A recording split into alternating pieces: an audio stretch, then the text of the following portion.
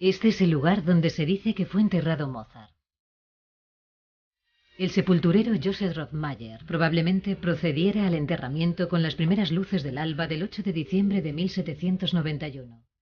El cuerpo de Mozart había sido trasladado desde la Catedral de San Esteban, justo después del anochecer del día anterior, siguiendo el procedimiento habitual.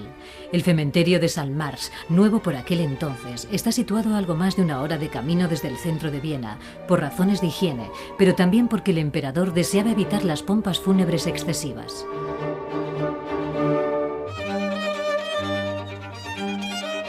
Nadie siguió al modesto féretro, nadie vio desaparecer el cuerpo en la sepultura común. Toda la historia del cráneo de Mozart se basa en la leyenda.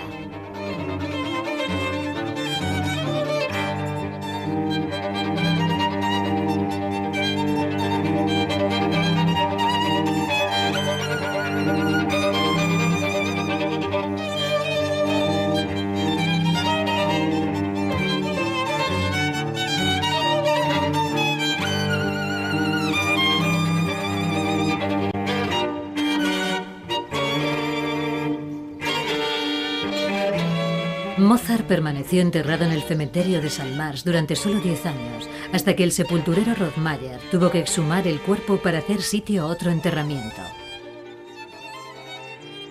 Enterró los huesos deprisa y se quedó con el cráneo, un caso claro de expolio de sepultura. A la muerte del enterrador, su oficina y el cráneo pasaron a manos de su sucesor, Joseph Ravchov. Se dice que Ravchov entregó el cráneo a su amigo Jacob Hill como obsequio en 1842. Por aquel entonces Mozart ya llevaba medio siglo muerto.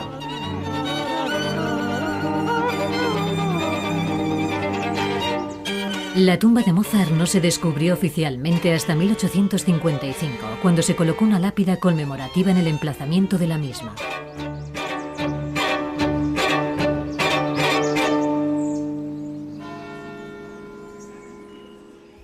Cuando el reloj marcaba las 6 de la mañana en la Catedral de San Esteban de Viena, el barbero ya iba de camino hacia la casa de Mozart. La casa de Fígaro en Domgasse es la única residencia de Mozart que sigue existiendo en la actualidad. Todas las mañanas el barbero despertaba al compositor y le ayudaba a vestirse. A Mozart le gustaba madrugar para aprovechar las horas de luz. Las primeras horas del día las dedicaba a componer. Mozart componía muy rápido. Debió escribir alrededor de 2000 notas diarias para crear tantas obras durante su corta vida. Su catálogo de obras contiene 626 composiciones, incluyendo 30 conciertos para piano, 41 sinfonías, 17 óperas, comedias musicales y mucho más.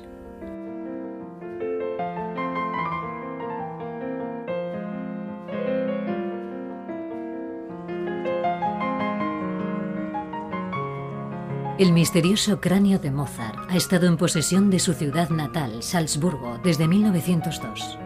El cráneo estuvo expuesto en la casa donde nació hasta 1940. Después se consideró que tal exposición era de un gusto cuestionable y se guardó en la cámara acorazada de la Fundación Mozarteum. Desde entonces solo han podido acceder al supuesto cráneo de Mozart los científicos, quienes han demostrado su autenticidad muchas veces, refutándola también otras tantas. El llamado cráneo de Mozart está siendo preparado para un viaje memorable.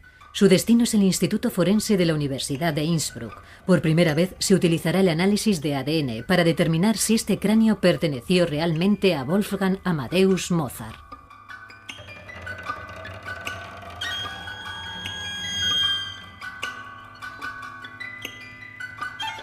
De este modo da comienzo la búsqueda de pistas del caso Mozart. El análisis de ADN solo tiene sentido si se consigue encontrar a la familia de Mozart. Por esa razón, se está preparando la sepultura de la familia Mozart en el cementerio de San Sebastián en Salzburgo para su exhumación, con la autorización de la ciudad de Salzburgo, por supuesto. Se cree que la viuda de Mozart, Constanza, y su segundo marido, Georg Nissen, están enterrados aquí, al igual que su padre, Leopold, su abuela, Eufrosina, y su sobrina, Janet. Los investigadores están buscando a la abuela y a la sobrina de Mozart. En casos históricos como este solamente interesan los parientes femeninos, porque el ADN materno es el único que se transmite sin alteraciones.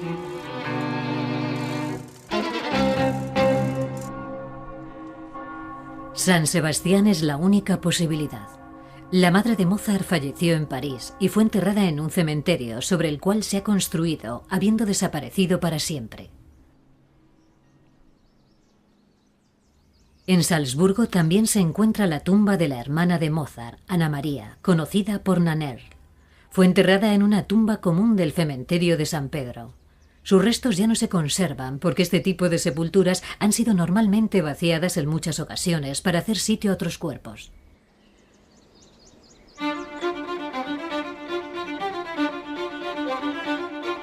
El cráneo va de camino al Instituto Forense de Innsbruck. La decisión de analizar el cráneo no ha estado libre de polémica en la Fundación Mozarteum. Al fin y al cabo, siempre que se manipula una reliquia histórica, existe algún riesgo.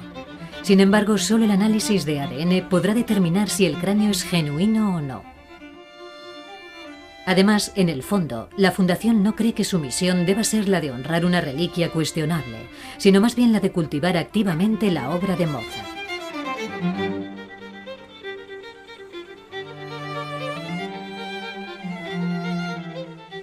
En Innsbruck, el médico forense Walter Parson y el cirujano bucal Gertrud Bieser examinan el estado del cráneo. Los dientes son de un interés especial. Confían en que una placa de rayos X arroje algo de luz sobre la cuestión.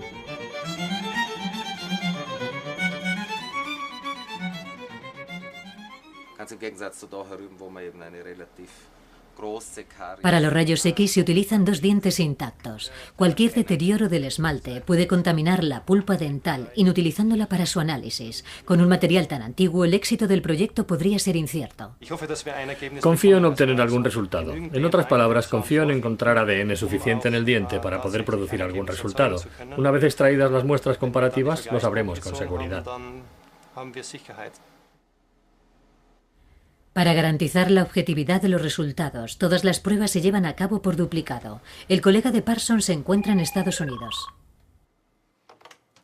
Tom Parson, de AFDIL. Hola Tom, soy Walter. Hola Walter, ¿cómo estás? Muy bien, ¿recibiste las radiografías? ¿Las has examinado? Sí, las tengo aquí en el ordenador. Creemos que los dientes 4 y 5 del lado derecho podrían ser una buena opción. Muy bien, parecen estar relativamente intactos y no hay signos visibles de rotura. Tal vez vuestro laboratorio pueda tomar la mejor muestra, el diente que esté mejor de los dos, y analizarlo en el laboratorio. Y después intentaremos hacer una reproducción sobre el segundo diente en calidad. De acuerdo, me parece bien. El cráneo de Mozart se analizó por última vez para determinar su autenticidad a comienzos de los años 90 en el Departamento Antropológico del Museo de Historia Natural de Viena. Se emplearon todos los métodos de que se disponía en aquella época, incluidas técnicas forenses. El rostro del compositor se reconstruyó minuciosamente. Queríamos comparar esta reconstrucción del tejido blando con los posibles retratos auténticos que conocemos de Mozart para realizar un análisis de similitudes. Lo que descubrimos fue básicamente que no existe razón para creer que el cráneo no sea auténtico. No obstante, una reconstrucción facial realizada sin una imagen auténtica de Mozart evidentemente deja espacio a la interpretación.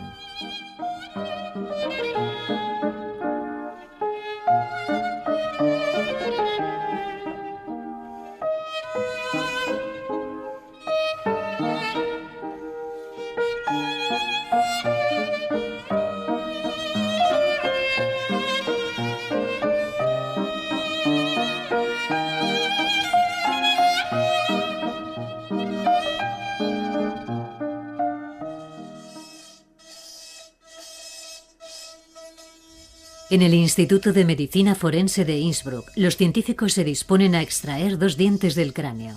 Uno permanecerá ahí, mientras que el otro se enviará al experto de Estados Unidos. La extracción de los dientes es una labor delicada, porque se encuentran firmemente adheridos al hueso de la mandíbula. Intentémoslo de nuevo a ver qué podemos hacer.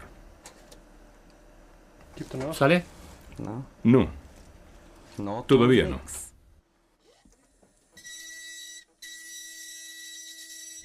El cirujano bucal no debe dañar el cráneo.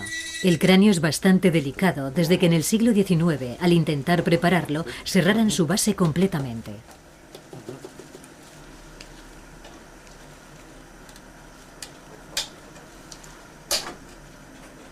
Ya cede.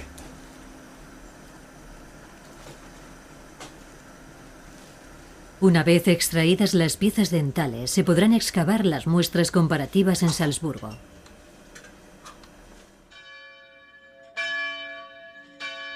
La sepultura de la familia Mozart ya fue abierta una vez hace más de 100 años. En aquella ocasión, el archivista de la Fundación Mozarteum, Johann Engel, exhumó 4 esqueletos. Si sus descripciones son precisas, los huesos de la abuela y de la sobrina de Mozart deberían seguir intactos en la tumba. No obstante, el arqueólogo Wilfred Kovačević no tiene la certeza de que este sea el caso. Espero por lo menos que encontremos a una de las 2 mujeres que buscamos. No tengo pruebas, pero ¿por qué no iban a estar ahí? Todas las suposiciones parecen ser ciertas. Los 4 cráneos que colocó Engel en la tumba siguen ahí. Según los escritos de Engel, pertenecen a Leopold Mozart, a Georg Nissen, a Constanza Weber y a su tía Genoveva Weber. Los esqueletos que yacen intactos al lado de los cráneos deben pertenecer, por lo tanto, a la abuela y a la sobrina de Mozart. La profundidad de la sepultura se corresponde con la fecha de los enterramientos. En total, se exhumaron los restos de 8 personas. Una cosa sigue siendo cierta. Aunque en los informes de la Archidiócesis de Salzburgo aparece San Esteban como el lugar de enterramiento de Janet zu Sonnenburg y de Eufrosina Perl, no se dispone de información detallada sobre quiénes fueron sepultados en las tumbas individuales.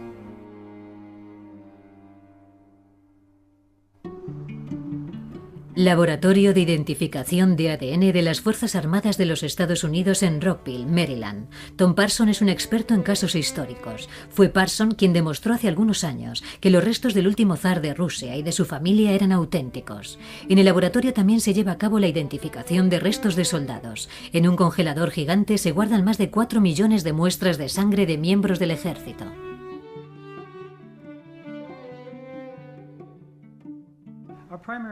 La principal responsabilidad del AFDIL es el análisis de huesos y dientes antiguos, de los miembros del ejército de los Estados Unidos desaparecidos en guerras anteriores, en la guerra de Vietnam, en la de Corea e incluso en muchos casos en la Segunda Guerra Mundial.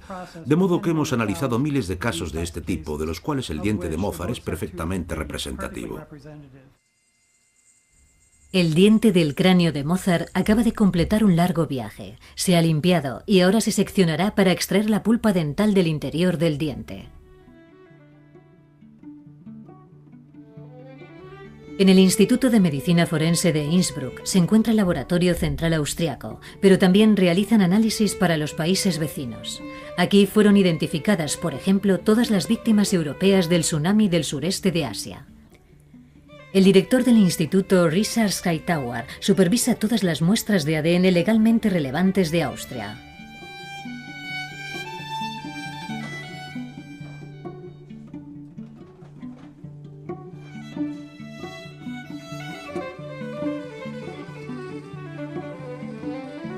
Hightower y Parson esperan extraer el máximo posible de pulpa, pero no deben destruir el esmalte. Los dientes deberán volver a insertarse en el cráneo con un relleno plástico. Ambos equipos están satisfechos por la cantidad de pulpa extraída del diente. En su momento se comprobará si la calidad de la sustancia es suficiente. Con un material biológico tan antiguo como este, la cantidad de ADN disponible es tan pequeña que no se puede descodificar.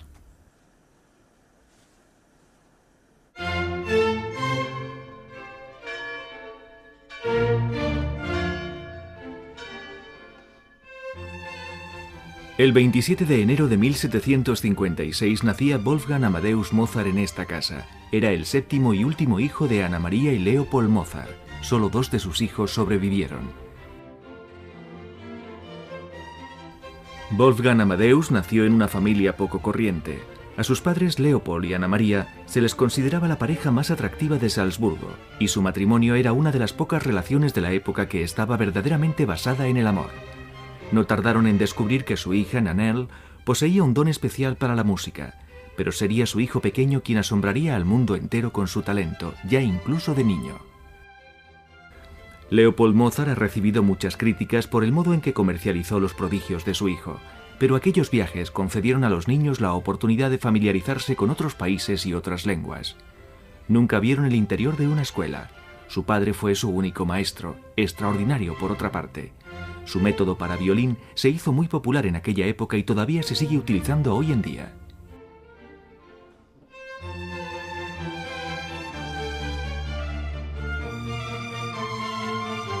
Los únicos compañeros de juego que conocieron Nannerl y Wolfgang fueron el piano y el violín, lo cual evidentemente les agradaba. No les fue posible tener una infancia tal y como la entendemos en la actualidad. Leopold Mozart hizo de la crianza y de la educación de sus hijos el principal propósito de su vida. Les enseñó todo lo que sabía. El padre de Mozart no era en absoluto meramente músico, también sentía interés por la filosofía, las lenguas, la literatura, la historia y la política. Su biblioteca moldeó la educación de sus hijos desde el principio.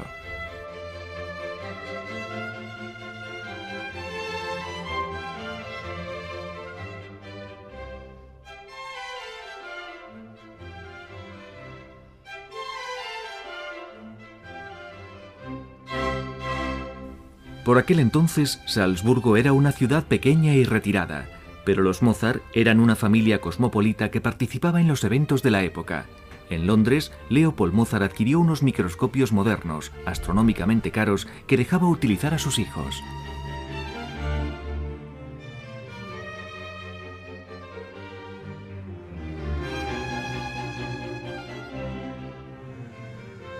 En Innsbruck, el análisis de ADN del misterioso cráneo de Mozart entra en la siguiente fase. Se produce una solución con la pulpa dental que será sometida a un complejo proceso químico para prepararla para el análisis definitivo.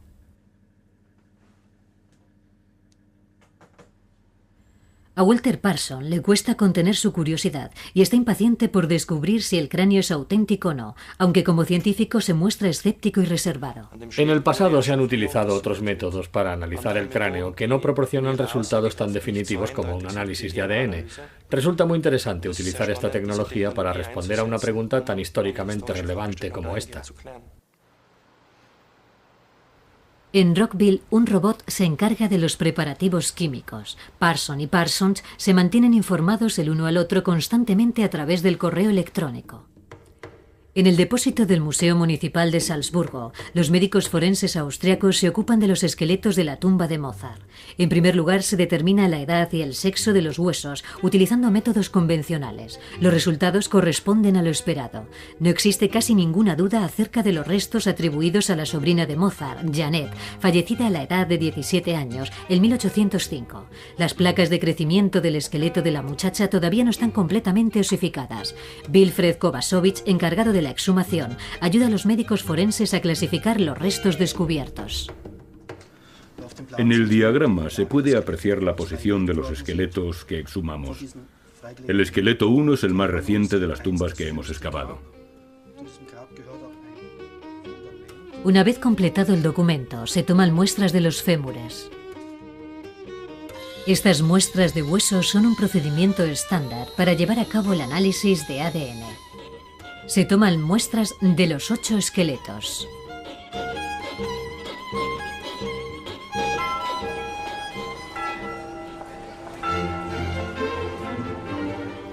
En Salzburgo, Mozart ya era un jovencito. La familia se trasladó a un espacioso piso en la plaza del mercado. Leopold Mozart alquiló también el llamado Dancing Masters Hall. Allí vendía pianos por encargo e instruía a sus alumnos.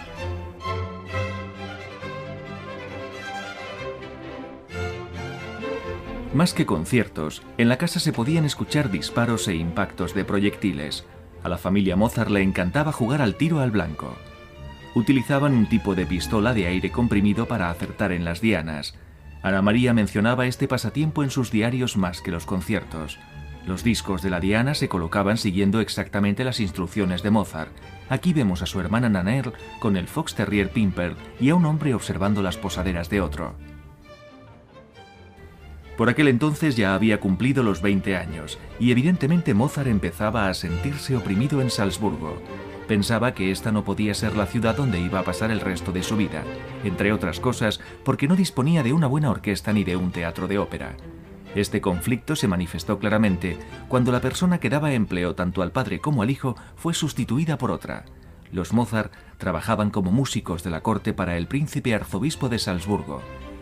Mientras que el anterior príncipe arzobispo Schrattenbach otorgaba generosamente a la familia Mozart largos meses de vacaciones para sus giras de conciertos, su nuevo jefe puso fin a tales extravagancias. El príncipe arzobispo Colleredo trataba a los músicos como si fueran lacayos. La familia Mozart coincidía en que este papel quedaba por debajo de ellos. Sin embargo, el padre, Leopold, nunca cuestionó su compromiso. Este no fue el caso de su hijo. La madre de Mozart falleció en 1778 en París. 3 años después, el joven Mozart se separaría de la familia para siempre. Mozart deseaba ser libre. Viajó a Múnich para dirigir el estreno de su ópera Idomeneo y nunca regresó a su ciudad natal de Salzburgo.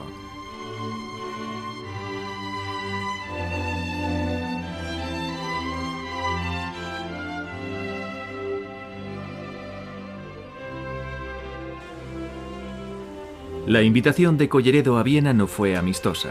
Al fin y al cabo, Mozart había prolongado sus vacaciones 3 meses. Colleredo estaba residiendo en la Deutsche Ordenhaus, casa de la Orden Teutónica en Viena, y necesitaba a Mozart para los conciertos. Mozart llegó a Viena agotado por el largo viaje y se le ordenó que se sentara al piano inmediatamente. En una carta a su padre se quejaba amargamente de Colleredo calificándole de burdo. La animadversión de Mozart hacia el arzobispo crecía. Solo se le proporcionó una pequeña habitación y se le obligaba a comer en la mesa de los sirvientes y barberos. Las comidas y el sueldo irrisorios que percibía los consideraba una afrenta.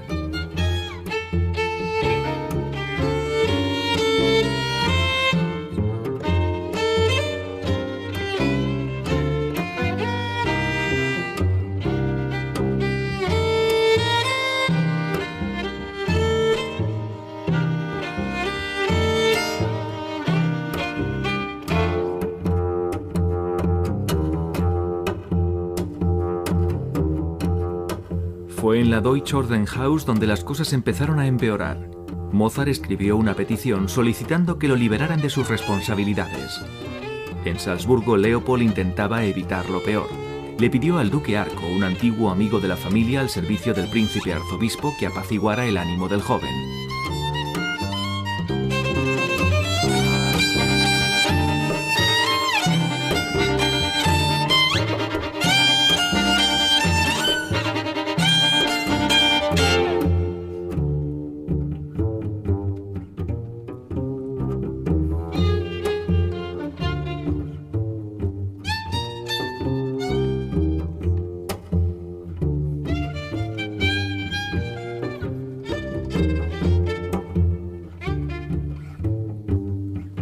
Mozart decidió arriesgarse. No dejaba de acosar al duque pidiéndole que le dispensara de sus obligaciones hasta que el duque también perdió los nervios.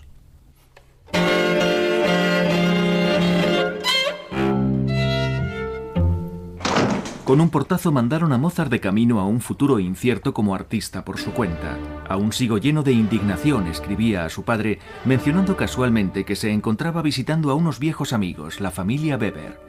Mientras que a su padre le saltaron las alarmas al recibir tales noticias, Mozart describía su futuro de color de rosa, unos ingresos potenciales como profesor con los que nunca había soñado y un rápido ascenso como pianista. Con mucha confianza describía Viena como la tierra del piano. Algunos supuestos rizos del pelo de Mozart han sobrevivido al paso de los siglos detrás de un cristal. En la actualidad pertenecen a la Fundación Mozarteum. A Walter Parsons solo se le permite tomar unos pocos folículos de pelo como muestra.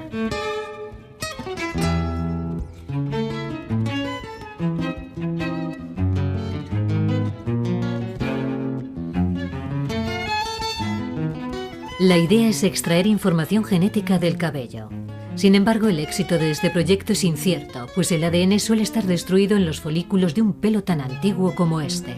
Aunque se fracase en el intento, el cabello podría, no obstante, revelar algunos detalles acerca del estilo de vida de su propietario. Al principio Mozart se encontraba sin un céntimo en Viena. Se trasladó a una habitación de la residencia de la familia Weber en Milchgasse. Mozart contaba jubiloso a su padre que podía sentarse a la mesa sin vestir, lo cual le permitía componer constantemente. Las 2 de la tarde era la hora de almorzar para Mozart.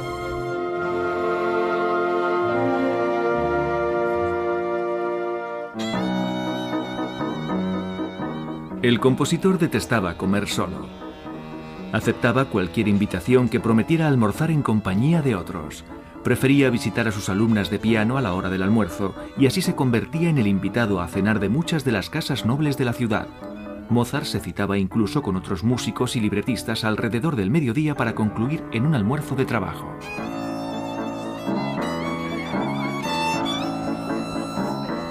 Por las tardes Mozart raramente permanecía en casa. Era un hombre sumamente sociable y nunca rehusaba la oportunidad de asistir a una fiesta. El compositor no parecía necesitar mucho tiempo para el descanso, la contemplación y la reflexión.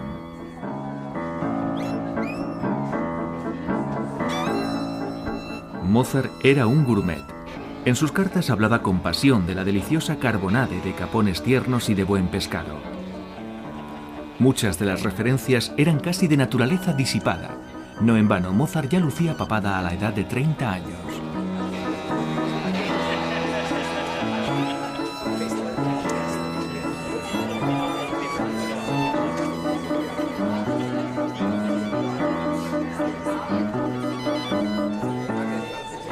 ¿Dejó este estilo de vida excesivo algún rastro verificable hoy en día? En la Universidad de Recursos Naturales de Viena, el químico Thomas Prochaska desea emplear unos métodos completamente novedosos para descubrir los secretos de los folículos pilosos que supuestamente pertenecieron a Mozart.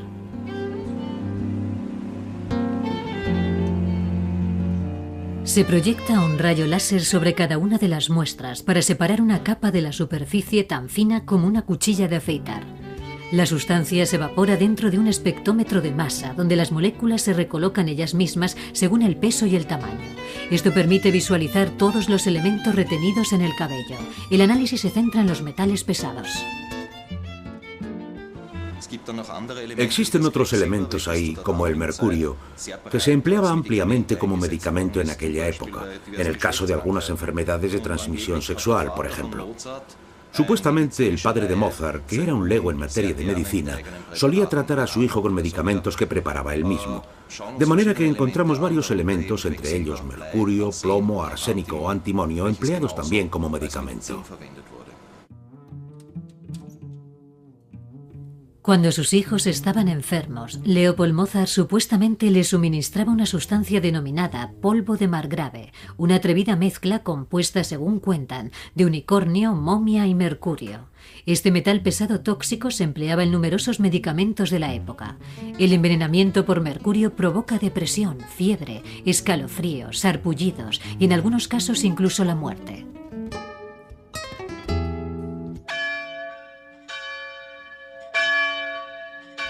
Viena ya no era la ciudad que Mozart había conocido de niño. José II era ahora el emperador y había suprimido mucho de lo que perteneció a la corte barroca de su madre María Teresa.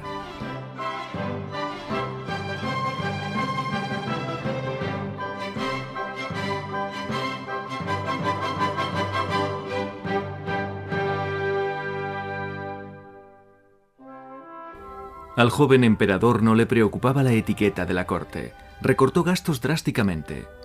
Mozart lo consideraba un avaro, aunque el emperador y el músico siempre se dirigieron el uno al otro con respeto.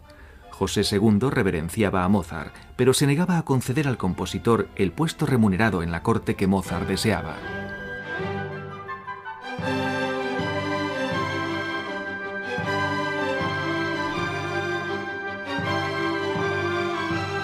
El músico siempre estaba mudando de residencia en Viena. Según los registros, vivió en más de una docena de direcciones distintas. En ocasiones, las deudas le obligaban a cambiar de dirección. Otras veces, el disponer de dinero suficiente le permitía un alojamiento de más categoría. Como era un extranjero, no le era posible adquirir un apartamento. Su primera propiedad fue en el Graben, en la esquina de Habsburger Gasse. Fue allí desde donde solicitó permiso a su padre para contraer matrimonio con Constanza Weber. Su suegra lo obligó a firmar un acuerdo prenupcial vergonzoso para él. Mozart y Constanza Weber se casaron en la Catedral de San Esteban. No hay nada en la vida de Mozart que haya inspirado tanta desconfianza como su esposa, aunque muchas veces se pasa por alto el hecho de que Mozart amaba sinceramente a Constanza, que nunca quería estar alejado de ella y que ella también era su compañera en cuestiones de música. Siempre que la pareja disponía de algunas horas de asueto por la tarde, las pasaban interpretando música juntos, improvisando en muchas ocasiones.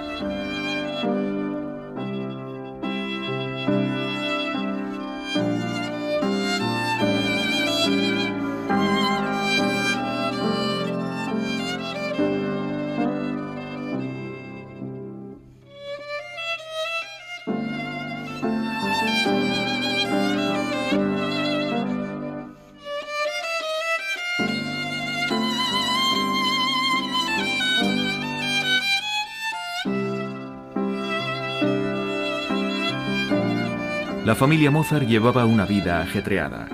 Debido a todos los viajes y conciertos, constantemente estaban haciendo el equipaje, yendo de un sitio para otro. Después de pasar algunos meses viviendo en la plaza Judenplatz, llegó el momento de mudarse otra vez. Uno de los siguientes lugares de residencia de Mozart sería el Trattnerhof en Graben, un edificio muy moderno para la época que hasta contenía un salón de conciertos. En 9 años de matrimonio, Constanza dio a luz a 6 hijos, de los cuales solo 2 sobrevivieron. Debido al alto índice de mortalidad infantil de aquella época, los padres no reconocían verdaderamente a sus hijos hasta su 2.o 3.er año de vida. Pero los Mozart sufrían cada vez que se les moría un bebé. Los dos nos sentimos muy apenados por el pobre y querido niño gordito, escribió. El pequeño fue enterrado en el cementerio de Matzleinsdorf. La historia del cráneo del cementerio de Salmars siguió envuelta en misterio durante las décadas siguientes al fallecimiento de Mozart. Su existencia no se conoció hasta mediados del siglo XIX. El rastro de la calavera volvió a recuperarse en el llamativo edificio de Viena, el Narrenturm, o la Torre del Loco, construida por mandato del emperador José II. Por aquel entonces el edificio albergaba pacientes con enfermedades mentales. En la actualidad se conservan en la torre colecciones anatómico-patológicas. Una de las más amplias es la colección Hill, a la cual perteneció originalmente el cráneo de Mozart. Joseph Hill fue un conocido profesor de anatomía del siglo XIX y coleccionista ávido de calaveras humanas. Su colección contaba con más de 400 especímenes, incluyendo los cráneos de varios personajes célebres. De aquellas calaveras destacadas solo quedan los moldes expuestos en las estanterías. La llamada réplica de Mozart contiene la inscripción que hace ya mucho tiempo se desvaneció en el original. Hill era un personaje célebre, adinerado y egocéntrico cuando el cráneo de Mozart llegó a su poder. En Modlin, cerca de Viena, se le encargó al especialista en anatomía la inspección de una serie de cráneos inusuales del osario que había allí, y así fue como entabló amistad con el alcalde Söffel de Modlin. Söffel convenció a Hill, quien no tenía hijos, para que fundara un orfanato en Modlin. Después de la muerte de Hill, la fundación heredó toda su fortuna, incluyendo el cráneo de Mozart. El cráneo no estuvo presente en el orfanato durante una serie de años, pero acabó volviendo allí en 1902 y Söffel lo donó a la ciudad de Salzburgo.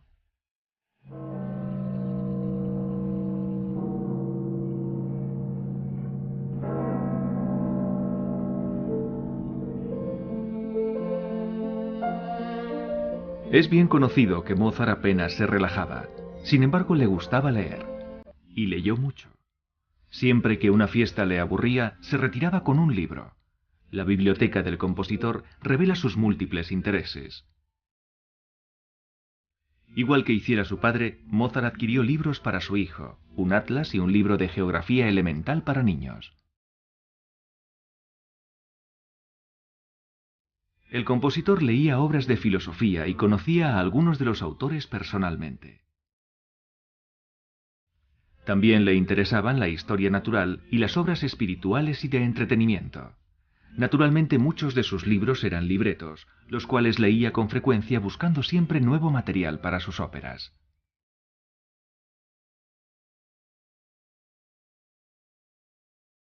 La biblioteca de Mozart es muy valiosa, pero como refleja el registro de sus bienes, los objetos más caros que poseyó no fueron sus libros, ni sus instrumentos, ni sus muebles, sino más bien su ropa. El aspecto era algo muy importante para Mozart, y su vestuario costaba una fortuna.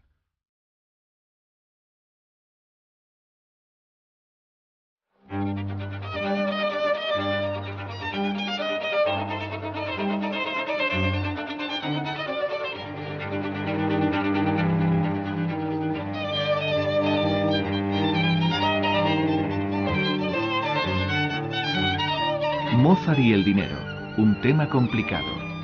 El cliché de compositor necesitado no es exacto. Mozart ganó mucho dinero en Viena. Se ha demostrado que en sus mejores años ganaba el equivalente a más de 300.000 euros anuales. Incluso en los años malos, durante la Guerra Turca, siguió ganando alrededor de 100.000 euros.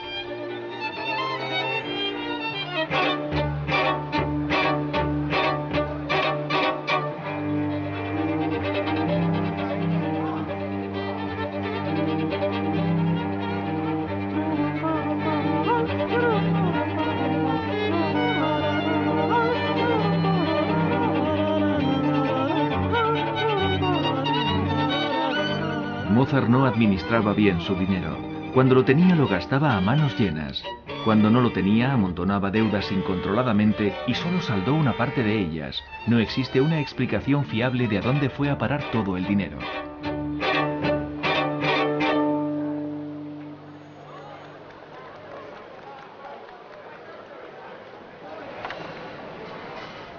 El químico Thomas Prochaska, de la Universidad de Recursos Naturales de Viena, ha analizado no solo el supuesto cabello de Mozart, sino también los dientes y los fragmentos de hueso de la tumba de la familia del compositor. El análisis de los dientes suscita un interés especial, porque contienen un archivo de información sobre la infancia del sujeto. En los dientes se almacenan concentraciones de todas las sustancias. Extrajimos un fragmento muy pequeño de esmalte del diente de Mozart para su análisis. En este diminuto fragmento observamos dos fenómenos muy interesantes en relación al cráneo.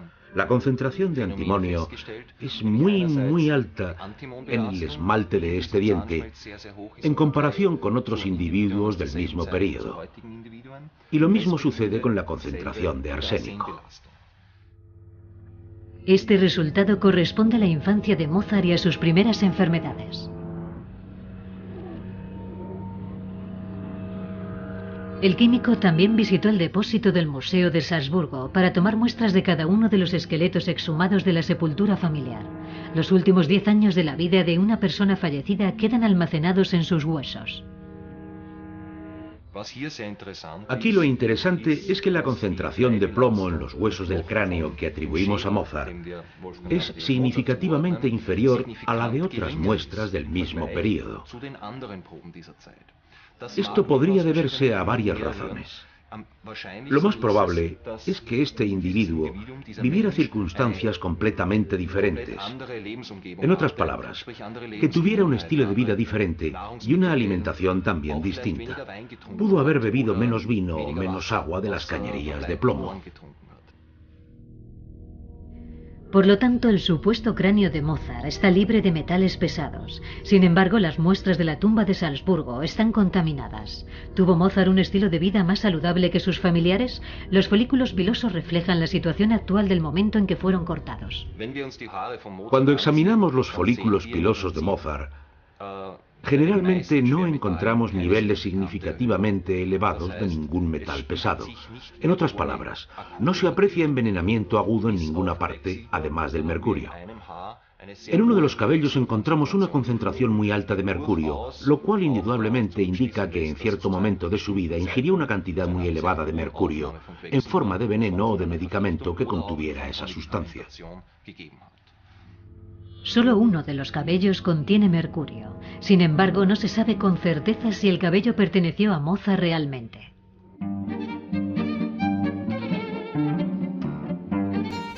Mozart tenía una sala de billar para su uso particular. La mesa de billar era una de sus posesiones más valiosas. Le gustaba jugar y lo hacía con frecuencia. ¿Era Mozart un buen jugador? Su propia opinión difiere de la de sus contrincantes. Como siempre, apostaba dinero. Debió perder enormes sumas repetidamente.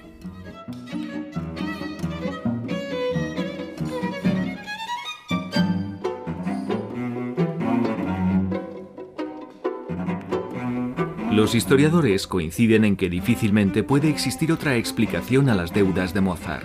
Como jugador de billar, se fue encontrando en situaciones de riesgo económico cada vez con más frecuencia y gradualmente fue arruinando su reputación.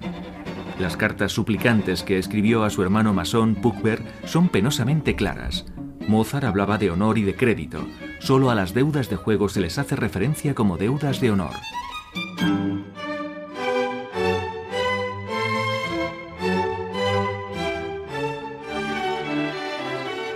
Aunque Mozart era toda una estrella en Praga y se le invitaba con frecuencia a Rusia y a Inglaterra, su reconocimiento no alcanzó la misma altura en Viena. El emperador solo requería sus servicios como compositor de cámara. Se le encargaba componer música para la corte y los bailes de máscaras, de manera que compuso danzas y minuetos. Estos mismos bailes se consideraban pasados de moda durante el mandato de José II.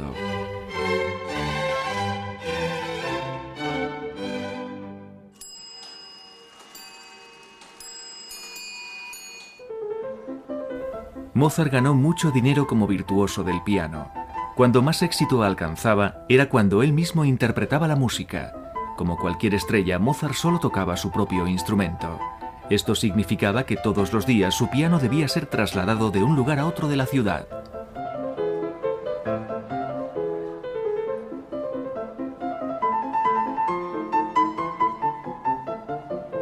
Molesto e impresionado al mismo tiempo, el padre de Mozart, Leopold, escribió a su hija Ana María: «Me resulta imposible describir tanta molestia e incordio.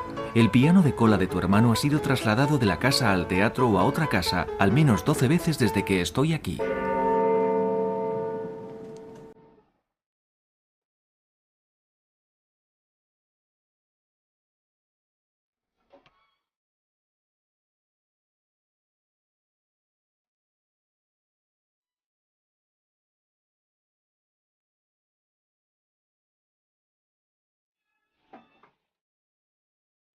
Los esqueletos de la tumba de la familia Mozart han prestado su servicio a la ciencia.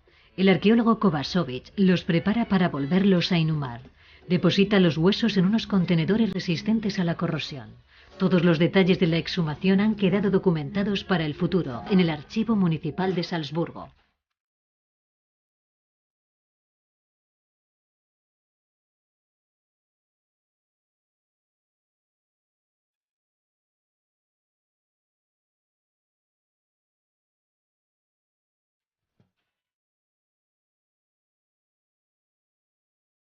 De nuevo se ha vuelto a abrir la tumba del cementerio de San Sebastián en Salzburgo.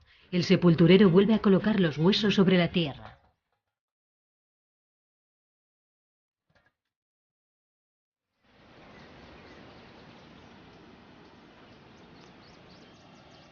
En el nombre del Padre, del Hijo y del Espíritu Santo. Amén.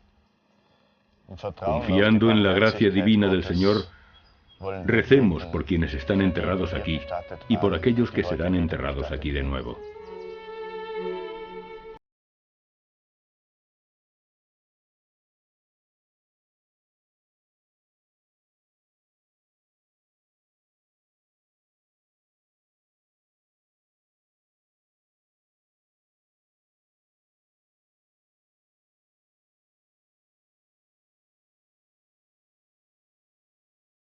Colocan las lápidas en su lugar. Sin embargo, no existe la certeza de que los nombres que aparecen en la lápida correspondan a las personas enterradas en la tumba. Es hora de aclarar su identidad.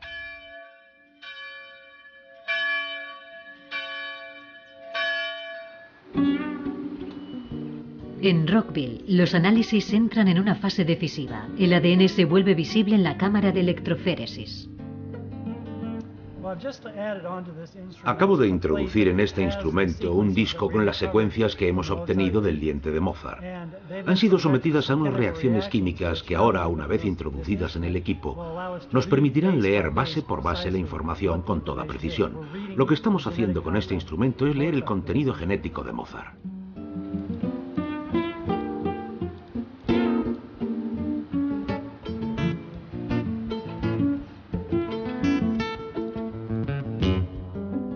En Innsbruck también se está llevando a cabo el análisis. Las imágenes que están apareciendo en el monitor de Walter Parson son la información genética del cráneo que pudo pertenecer a Wolfgang Amadeus Mozart.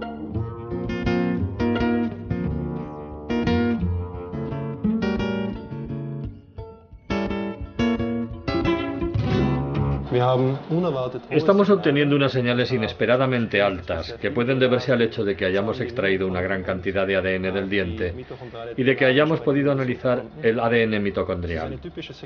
Es una secuencia típica de las encontradas en Europa y que cabría esperar en Europa Central.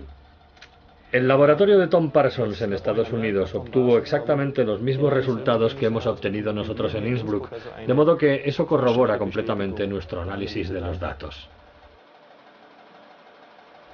Ambos laboratorios han descodificado la información genética del cráneo y la información coincide plenamente. Un primer paso de éxito para los científicos, que ahora tendrán que empezar a comparar los datos con la información obtenida de los familiares de Mozart a través de una tediosa tarea de ordenador. La información ha de compararse secuencia a secuencia y debe analizarse un enorme volumen de datos.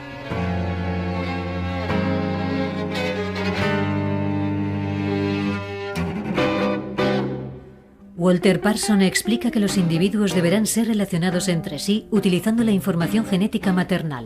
Los individuos que tenemos aquí a nuestra disposición, Eufrosina y Janet, forman una línea mitocondrial.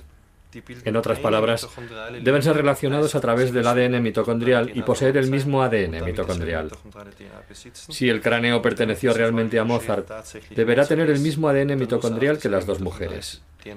Los resultados han demostrado, sin embargo, que el cráneo tiene una secuencia pre-HV, una secuencia típicamente europea, mientras que Eufrosina, la abuela, tiene una secuencia H152 y Janet una secuencia H16294. Esto significa que podemos descartar que estos tres individuos estén emparentados entre sí. Es decir, al menos uno de estos dos supuestos familiares, Eufrosina o Janet, no es auténtico. Entonces, ¿quién está enterrado en la tumba de la familia Mozart? ¿La abuela? ¿La sobrina o ninguna de las dos? Es probable que al menos uno de los dos esqueletos pertenezca a la familia de Mozart. Es posible que se intercambiaran los huesos durante la exhumación en el siglo XIX. Los médicos forenses de Innsbruck han ampliado la investigación. Intentamos aclararlo analizando otros huesos. Analizamos todos los huesos, tanto del lado derecho como del lado izquierdo de la tumba, y llegamos a la conclusión de que ninguna de las personas que estaban allí enterradas parecían estar emparentadas entre sí. En otras palabras, la identidad de las personas enterradas en la tumba de la familia de Mozart es un gran misterio. No es posible determinar si el cráneo perteneció a Mozart, porque ninguna de las personas enterradas en esta tumba están emparentadas entre sí. Durante mucho tiempo existieron dudas acerca de las inscripciones de la tumba. Es posible que Leopold Mozart fuera enterrado en una sepultura común, como se indica en la historia familiar de la familia Berthold zu Sonnenburg. Naturalmente no existe ninguna prueba que lo demuestre. El supuesto cabello de Mozart ofrece una última oportunidad de comparación.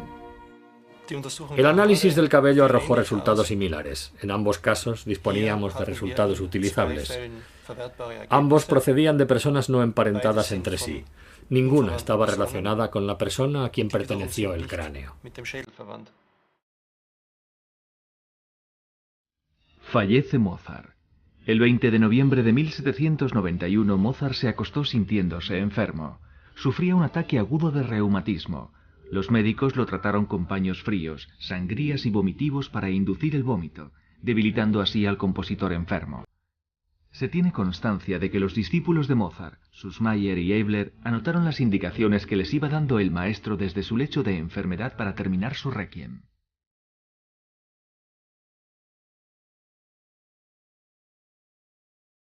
Todo acabó en las primeras horas del día 5 de diciembre. Una grave fiebre miliar aparecía como la causa de la muerte en los archivos oficiales de la ciudad de Viena, un término comúnmente empleado cuando la causa del fallecimiento no estaba clara. Constanza Mozart quedó viuda a la edad de 29 años. No dispuso de ningún apoyo económico. Mozart sencillamente olvidó hacerse miembro del Fondo de Pensiones para Músicos.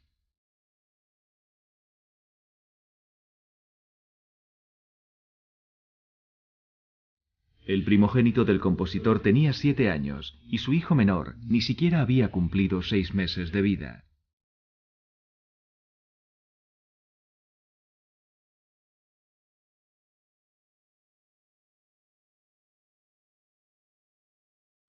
La tarde del 7 de diciembre de 1791 se recogió el cuerpo de Mozart de su piso de Rauhensteingasse y fue trasladado a la Catedral de San Esteban.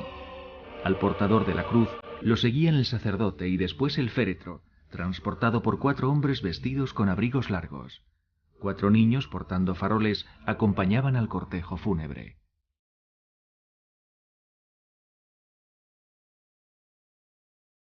Se desconoce si el féretro fue acompañado por amigos o familiares. La posteridad nunca perdonó a Constanza Mozart el hecho de que no pudiera asistir a los funerales en la catedral.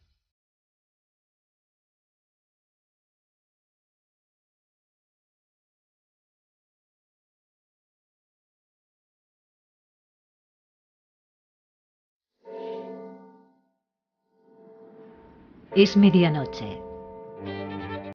Reina el silencio en el cementerio de San Sebastián. Los muertos se han vuelto a llevar sus secretos a la tumba, dejando atrás nuevas claves que descifrar. El cráneo desveló muchas cosas a los científicos, pero hasta ahora el misterio no ha hecho más que crecer.